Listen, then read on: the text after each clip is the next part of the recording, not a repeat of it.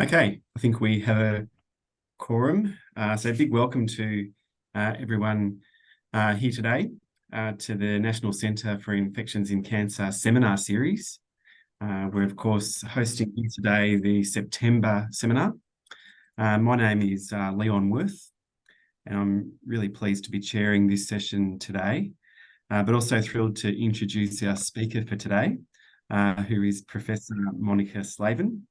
Known, I think, to many who are present and attending today. But in brief, Monica is obviously internationally an acclaimed clinician researcher in the field of invasive fungal infections, including novel diagnostics, approaches to prophylaxis and treatment, just to name some of the key areas of the focus of her research.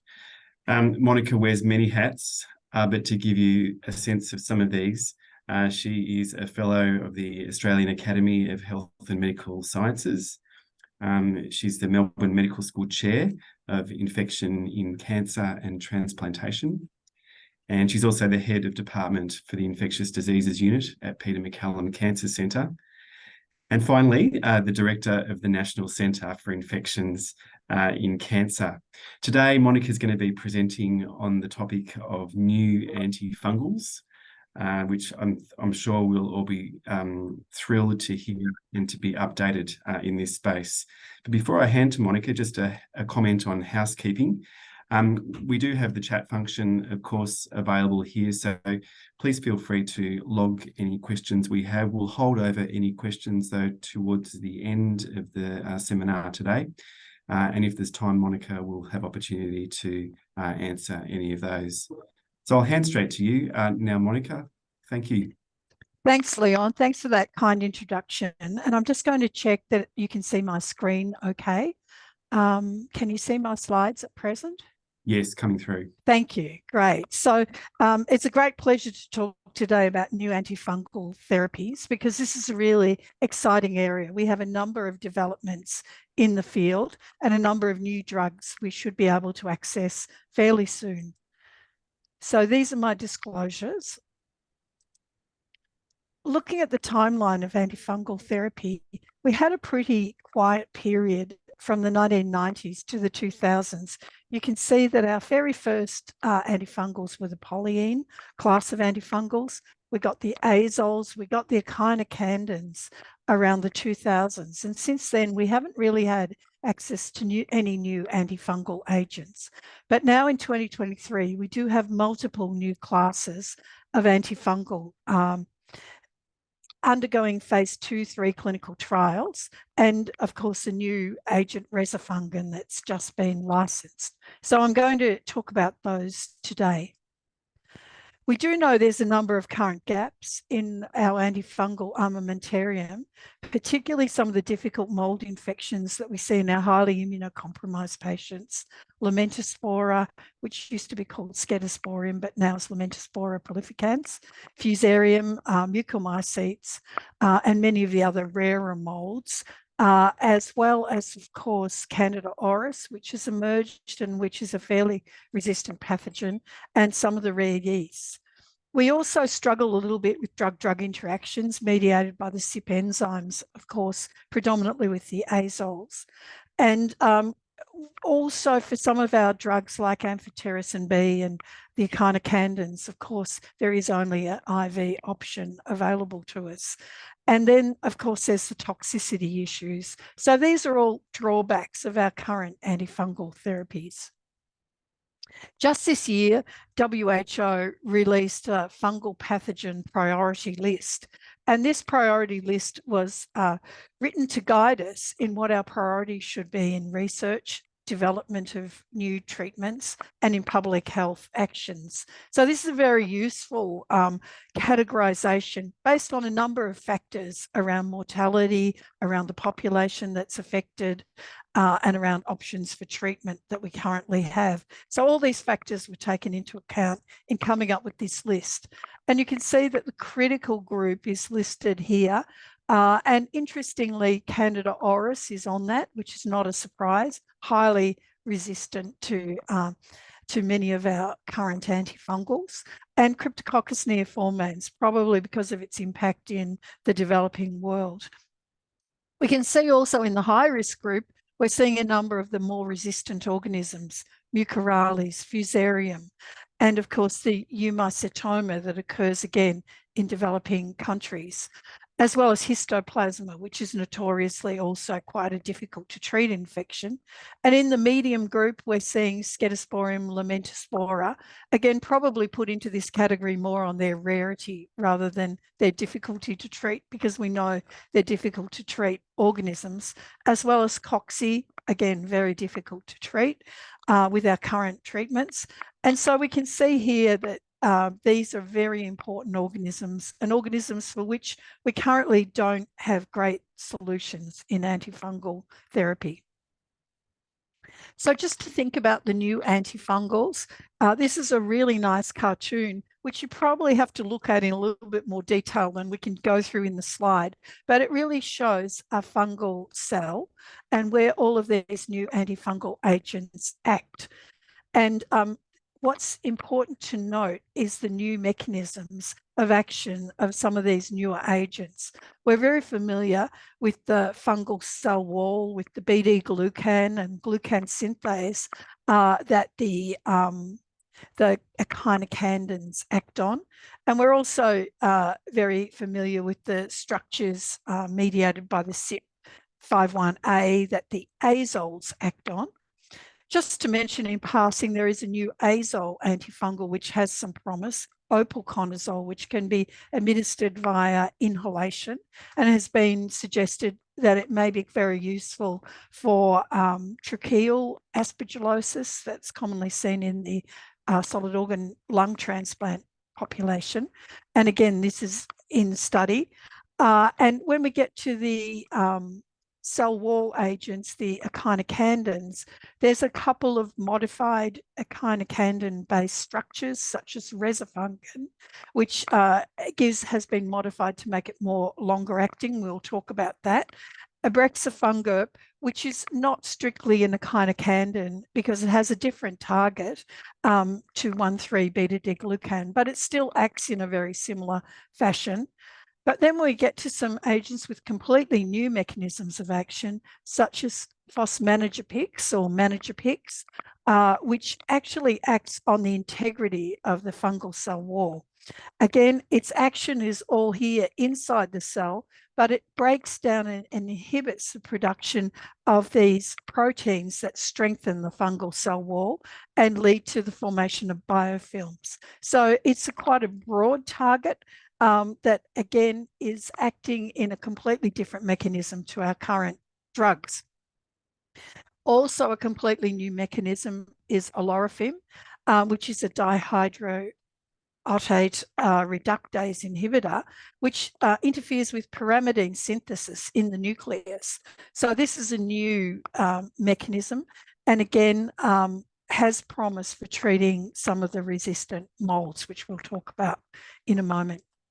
So I've just sort of summarized these new classes of antifungals here. So we've got ones where we've got a completely new target or new mechanism, and that includes abrexafungerp, as I mentioned. It's similar to an echinocandin, but it's a glucan synthase inhibitor, but it's a slightly different target to 1,3-beta-deglucan. And we have manogepix, which I mentioned is the cell wall integrity, damages that integrity by damaging the anchoring proteins in the fungal cell wall. And we have olorifim, which is the dihydroorotate inhibitor, which affects pyrimidine synthesis. So these are three new mechanisms of action. So quite a revolution in the era of antifungal therapy. And then we have some modifications, which I'll briefly touch on: resifungin, a modified echinocandin, and opalconazole, a newer azole, which can be administered by inhalation. But I just wanted to reflect a moment on how hard it is to bring these new antifungal agents into therapy. And this is a really nice slide from Professor Johan Martens, where he looked at the very key antifungal drug trials that we've had over the last decades. And if you remember the voriconazole versus amphotericin B study done back in the 90s, finished in 2000s, lasted 40 months, enrolled around 390 patients, needed 95 sites to complete the study, 19 countries, and a median of 4 patients entered per site. And this, of course, led to approval for voriconazole. And he's looked at these similar studies, each of these landmark studies, voriconazole combination with anidulafungin versus voriconazole, voriconazole versus isavuconazole, voriconazole versus posaconazole. And he's averaged it out. And you can see some of these studies, these latter two, took 72 months or more, or 3 years, more than 3 years to complete, around 6 years actually. And enrolled a slightly larger number of patients, but again, it took a massive number of sites, countries, and about 5 to 6 patients were entered per site. So you can see that these studies are really resource intensive and actually take a very long time from the time the study's initiated to the time the drug is licensed. We can see here October 2013 to June 2021, for example. So not to be underestimated, the difficulty of bringing these new treatments into therapy. But I guess in recent years, the FDA has made some changes to how they can approve drugs for rare diseases, including fast tracking and accepting non-randomized studies and accepting cohort studies for rare diseases. And that's where some of the newer agents like olorifim are trying to recruit and gather evidence in the cohort study area, but we are still conducting randomized trials in this space as well. So just a very quick run through some of the pros and cons of these fungal cell wall drugs, rezafungin, as I've mentioned. We'll talk about the clinical trial that's just finished, leading to licensing in the USA in 2023, January this year. But there are still some ongoing trials looking at invasive candidiasis outside of the US setting, and also looking at prophylaxis in stem cell transplantation, taking advantage of the fact that this drug has activity against pneumocystis as well as against yeasts, and looking at our prophylaxis. But all of these new agents do have their gaps, and that's what I wanted to focus on in this slide. So you can see that although rezafungin is very active for Candida, including Candida auris, we see that it does have gaps, including Cryptococcus, molds other than Aspergillus, and some of the rarer yeasts. So although it's a very useful drug, it's still largely being used to treat Candida and invasive candidiasis. Turning to abrexafungerp, the newer agent, which is also a cell wall active agent, similar to an echinocandin, we can see again that although it has a very broad activity, there are still some gaps in it. Poor CNS penetration for one, mucorales and fusarium, some of these tougher to treat molds, and is still undergoing clinical trials at the moment, a combination therapy study to treat aspergillosis and a treatment for refractory mold and yeast infection. So those trials are still ongoing to gather evidence for its advantages. Looking at the new fungal cell wall drugs, Managepix, which is that new mechanism of action that inhibits GPI synthesis and reduces the integrity of the cell wall. Again, gaps, mucorales, and Candida krusei, interestingly. So although it's quite good activity against most strains of Candida, it's not good against Candida krusei. and at the moment is still under study for molds that are refractory and intolerant and candidemia. And as for olorifim, again, new target, pyrimidine synthase, nuclear target, has very broad activity against the molds, but no activity against yeasts at all. So again, cryptococci and candida are the gaps here. So when we're treating a patient, if we're using this drug to treat a mold infection and they're at risk for candida infection as well, we still need to offer anti-candida prophylaxis. And there is a current trial ongoing, a randomized trial for refractory or intolerant fungi, including aspergillosis. And that's running here at our centre. But it's been a little difficult to recruit because the trial was designed in a way to make sure that they are EUITC MSG classified cases of aspergillosis or invasive fungal infection.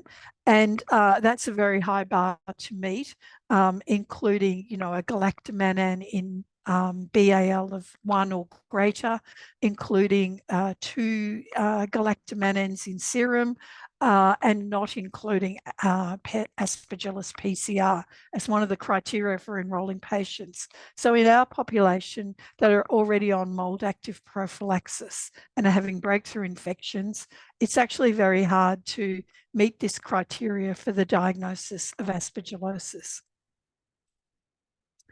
So what about the Resofungan study? This has been published in the Lancet this year. It was a treatment randomized double-blind study looking at candidemia and invasive candidiasis. And it was quite a complex protocol because it was the comparator was caspofungin, but then allowed to have an optional step down to oral fluconazole if the isolate was fully susceptible.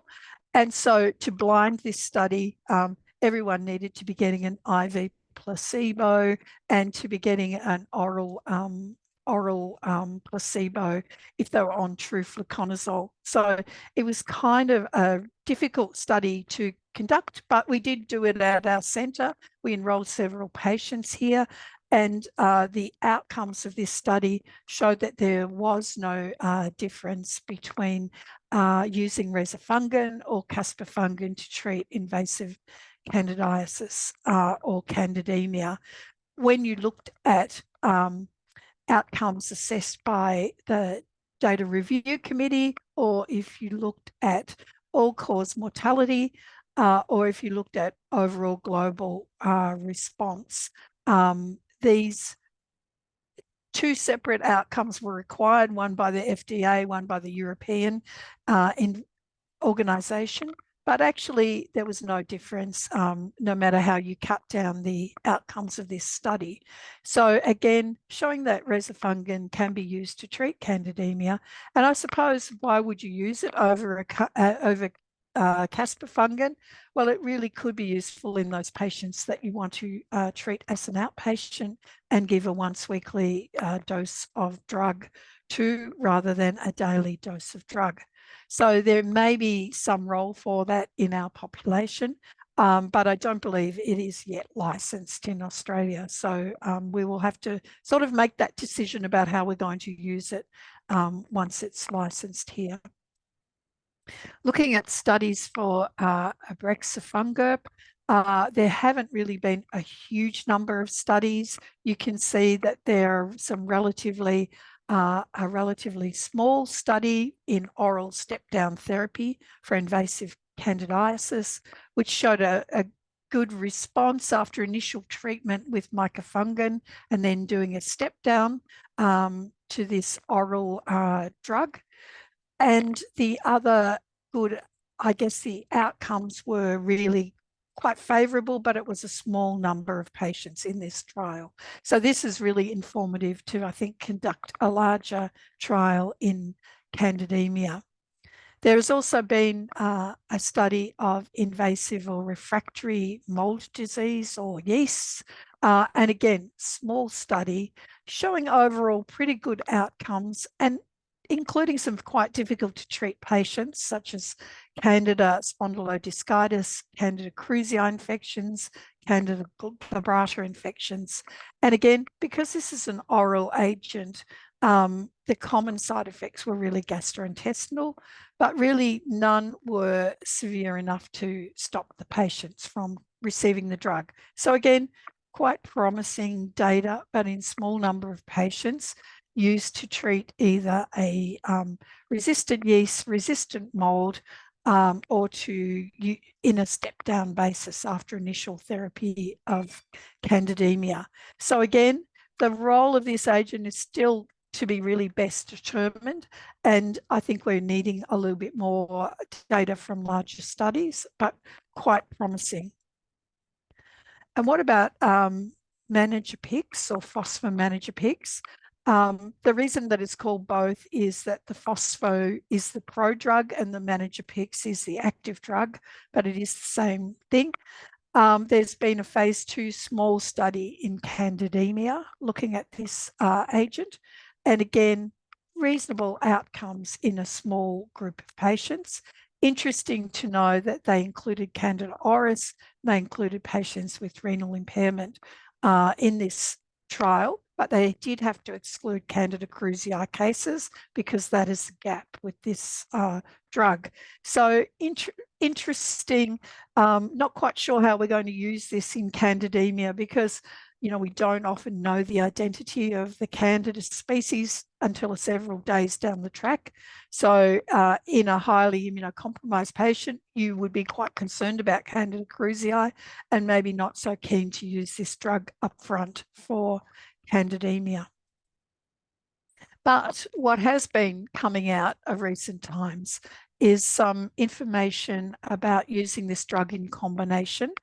And there's some very interesting studies, both in mainly in animal and laboratory models here, showing that in mice model, a combination of managepix and liposomal amphotericin B improved the outcomes of mice with invasive mold infections, including mucormycosis, aspergillosis, fusarium. So there may be an interesting role for this drug as part of a combination therapy. Again, trying to exploit the advantage that it's targeting a completely different target to liposomal amphotericin B or azoles. Others have used a combination in Candida auris and showed that when used with Antifungals and managepix, there was, again, a synergy between the two drugs in vitro. And then others have actually made the observation that calcineurin inhibitors and managepix can increase the activity against various pathogens, fungal pathogens. So this is all interesting information, maybe pointing to the advantage of the potential for combination therapy with some of these newer agents with novel mechanisms of action.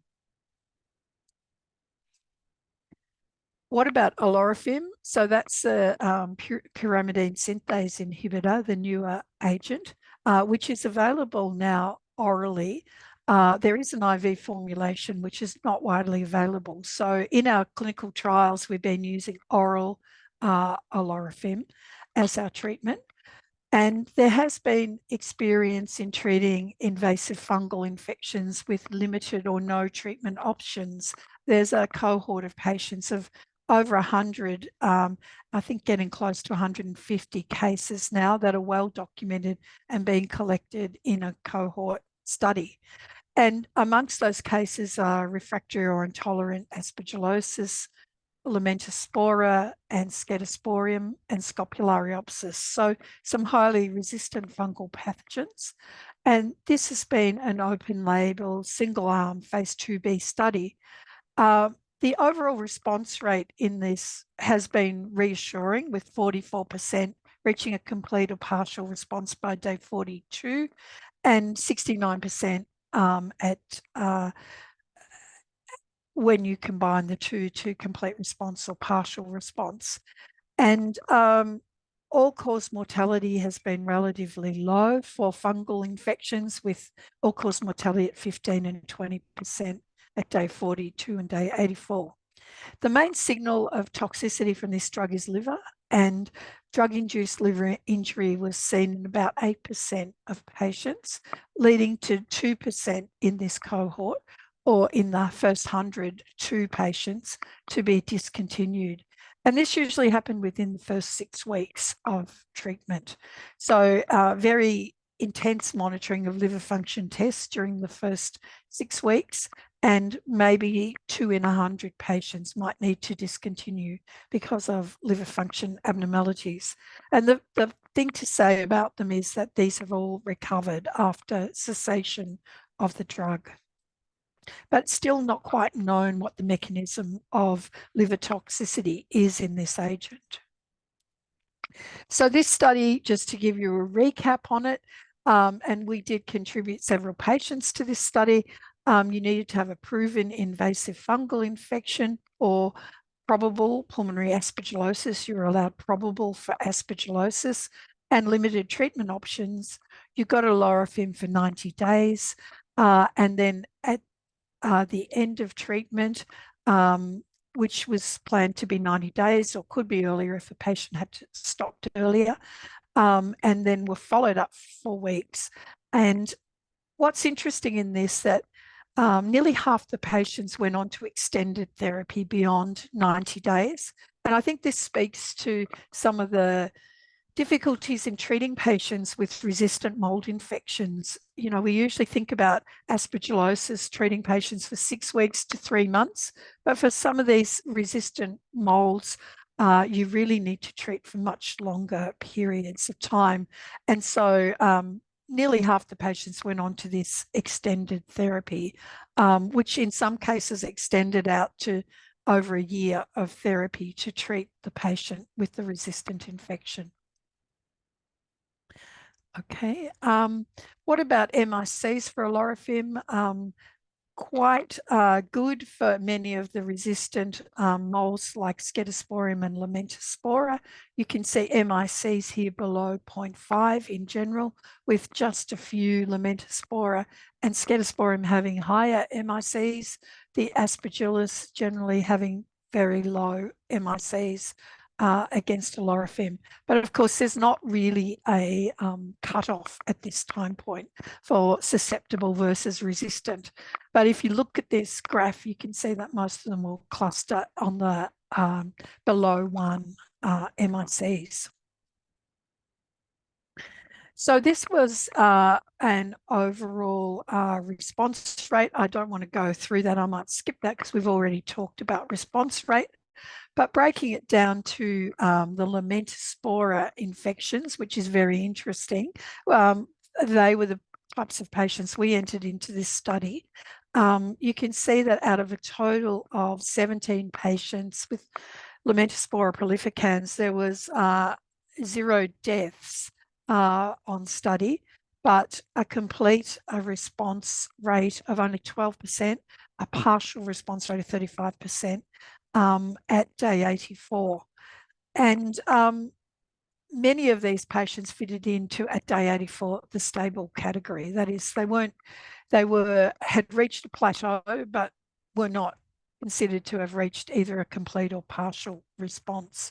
So very interesting in how we think about treating patients with Lamentaspora infections. There are a couple of other studies going on, and this is one that I've currently mentioned to you, the one that's been a little bit hard for us to recruit to, phase 3 RCT of Lorafim versus Ambisome, followed by standard of care. So that is open, but the threshold to kind of make the case definition is actually quite high and has probably stopped us from enrolling several patients. So there's also going to be some real world data collection to perhaps bolster up this cohort study of 150 patients that is going to be presented to the FDA in terms of asking for a licensing for the drug. Just wanted to show you a couple of patients we've had on this study, which is really interesting. This was a lady who'd had disseminated Lamentaspora prolificans infection during chemotherapy for T-cell ALL. And 6 months down the track, while still on therapy, she developed or presented with discitis and osteomyelitis in her lumbar spine. She had already received multiple antifungal agents and surgery. And so she went on to Olorifim for a year, and gradually you can see over time the reduction in the bony disease here in this patient as shown on PET CT scan. And another patient we had was a gentleman who had trauma to his leg and got a Lamentaspora prolificans soft tissue and bone infection secondary to implantation of the fungus during the trauma. And you can see here, he finally came to a amputation and required a very long course of Olorifim, but eventually the infection. So is that all right? Can we see the screen now? Yes, coming through, Monica. Okay, my apologies about that. Sorry for the technical glitch here while I was kicked out of my computer. So I'm just going to go back one and talk about back to polyenes. We've talked about all the newer classes of drug, but there is actually interest in reviving amphotericin B. And so at ECMID this year, there was a presentation from Safunga about a third generation renal sparing polyene, which is a modification of amphotericin B, still given intravenously, but to reduce renal toxicity. And they had some very nice data from animal models showing definitely reduced renal toxicity. But this is not entered into human clinical trials yet. The one that has is the oral encochleated amphotericin B. So an oral formulation of amphotericin B, which is really fascinating and was presented also at ECMID. And I think the interesting part of this is that it's a very novel-based delivery system so that the amphotericin B is wrapped up in a kind of a lipid shell, but how it gets into human cells, and it largely gets into macrophages where it's phagocytosed, is that this whole wrapping process relies on calcium, and there's a high calcium level in the serum and outside the cell, so it stays wrapped up. But when it's phagocytosed into the macrophage, it's a low calcium environment and it unwraps and releases the amphotericin B. So this is a really, I guess, novel mechanism and a really exciting way to deliver amphotericin B orally, which has really never been done before. So there was a nice presentation at ECMID on this study. I really just want to draw your attention to it because it is a complex study design. It's a study looking at oral amphotericin B in patients with cryptococcal meningitis treated in Africa. And it's a randomized study against standard of care amphotericin B and 5FC. And there were multiple arms to this study, and they've really summarized it in this little infographic, but there were more arms, not more arms, but more changes in study drug than's really been shown here. So they started off with a very low dose of oral study drug alongside standard courses of amphotericin B and gradually found out what was the actual best both effective and least toxic way of giving the drug, because they did find some intolerable side effects if the dose was too high of the oral amphotericin B. So they settled on the dose and then they compared using the standard of care. And this really only shows 7 doses here of amphotericin B and 5FC, but the follow-on was fluconazole orally. And here was a comparison to getting 1 to 2 doses of IV alongside the oral amphotericin B and the 5FC. And then the final arm was where they just gave the oral amphotericin B and the 5-FC, so no IV amphotericin. And all of these were followed up by consolidation fluconazole. And actually, the side effects were very minimal with giving the oral amphotericin B, and also the outcomes were very similar across the arms.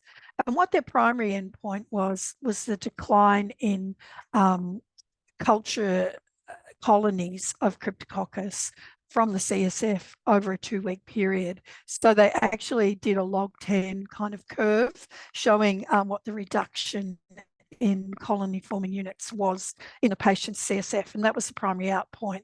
So, primary endpoint. But you can see here they've also given figures for 18-week survival and 2-week culture sterility, which were very similar across the different arms. So the conclusion of this study was that it was safe to give oral amphotericin B. It could replace potentially IV amphotericin B in the treatment of cryptococcal meningitis alongside 5-FC, and it really warrants further larger studies because, of course, this is quite a small study in a very limited patient population. So they're really, I guess, going to push forward with further studies in this space. But it's very encouraging to see the outcomes of this first study in the area. So I'm going to move on to my conclusions now.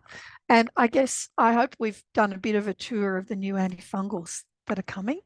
And there are a number of them coming now that are in clinical trials, and probably over the next 5 years, we will see them being licensed. Rezafungin has already been licensed in the US and will probably be licensed here in the not too distant future. And of course, these new antifungals do address some of the limitations of the current drugs that we have. So we now have some oral formulations, the oral amphotericin B, the olorifim, and some of the other drugs. We have intermittent dosing for the rezafungin at weekly, and they do overcome some of the current resistant mechanisms like Candida auris and azole-resistant aspergillosis. Mucormycosis, though, still remains a gap, and that's something we haven't got great. None of these new agents are really going to be the answer, I don't think, for mucormycosis. The new targets and mechanisms of action do lend themselves to consideration of combination antifungal therapy. We use combination to treat Cryptococcus, but with these new agents, maybe there'll be a scope to use them to treat some of these difficult mold infections. And maybe that's the way we'll get some activity against mucormycosis. We have all these new drugs that have their distinct spectra of activity. So even now, it's more important than ever that we actually diagnose what a fungal infection is. Now that we have these options, it's probably not a good thing to just say, look, it looks like a mold infection, let's treat it with ambisome. We have many other options for our patients that may be better suited to a particular infection. So diagnostics is really going to be key, and we're still lagging behind in having good non-culture based tests for mucor, for Lamentaspora, and all of the other molds. I think importance of antifungal stewardship and surveillance is going to become increasingly important as we identify, these sort of drugs that have certain niches and certain targets. We're really going to need to use them wisely and to be conducting surveillance so that we can see the changes in epidemiology and changes in fungal infections that we might want to target certain new drugs to. Pharmacoeconomic studies will be important. All these new drugs are probably not going to be cheap, and we're going to have to work out how best to use them and what's the most rational way to use them. And of course, all of the studies focus on the developed world and look at treatment of, very high intense chemotherapy patients and solid organ transplant patients. But going back to the WHO priority list, we see there's a number of priority pathogens that haven't been studied with these newer agents, and a number of infections occurring in outside of the developed world that really require better treatments, and that has not really been addressed. So we probably need more inclusive evaluations of these newer therapies. And I'll stop there. I apologise for the temporary interruption.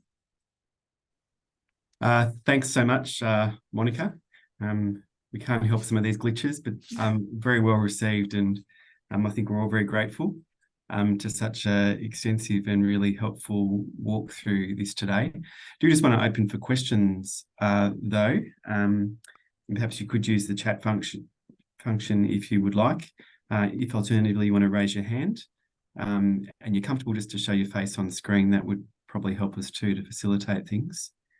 And maybe just if people are thinking, if I could just drop maybe a couple of questions that are more in the clinical space, Monica, if you are able to consider some of these sorts of issues. But one that sprung to my mind was just the use of the newer agents and their activity in perhaps what would be regarded as sanctuary sites, such as the CNS. Do you have any insights into that? Or is it still something that we're waiting to see the final word on post-trials phase and so on? I think we're still waiting for the final word on some of them.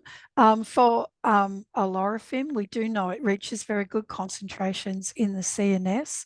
That has been looked at, I think, in even rare human sort of biopsies, but generally in animal models and early studies. But for some of the others, we don't have that same level of information. So I think it's still coming, and it is important when we're treating these rare mold and difficult to treat mold infections, which often involve the CNS. We do need to make sure that we've got adequate drug penetration. So I think we need a bit more information there. Thank you. We'll cross just to Gabby, who's got a question. Thanks, Leon. Thanks, Monica. I was wondering, Monica, if you can comment on the potential role for rezafungin for prophylaxis. I think from your table earlier, it looks like it was licensed, but are there studies that have looked at it for prophylaxis yet? I've got high hopes for it in the ALL population or the drug interactions. There's a very big study. There's a very big study being conducted in US and Europe, looking at it for prophylaxis in the hematologic malignancy patients because of its potential to prevent PJP, although that's not well tested. It's from, it's test tube activity, but it seems to have good activity against pneumocystis and candida infections. It's being looked at as an alternative to azole prophylaxis in that setting. I guess one of the problems we had was when the study was initially designed, it really was a comparator with fluconazole. And because we don't use very much fluconazole prophylaxis routinely, it didn't meet our kind of standard of care. So I think, yes, rezafungin does have activity against Aspergillus. How much activity it will have as prophylaxis against other molds remains to be seen. I don't think there's that much experience with it in treating those molds. But one of the things that people are kind of positive about with rezafungin is the sort of the front loading and the high level that you get with the initial dose of the drug.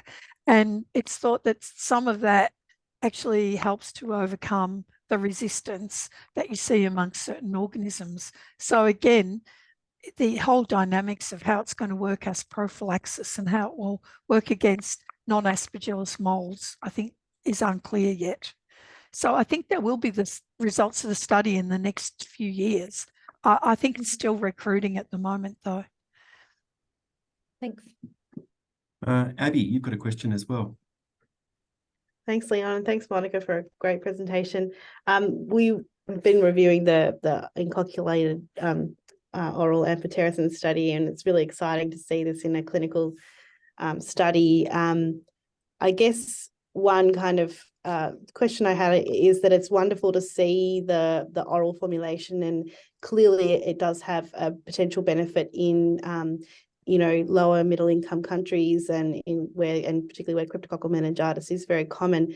But I guess because the comparators tend to be not our standard of care for cryptococcal meningitis, it's a little bit hard to say how that would translate into a higher income country setting.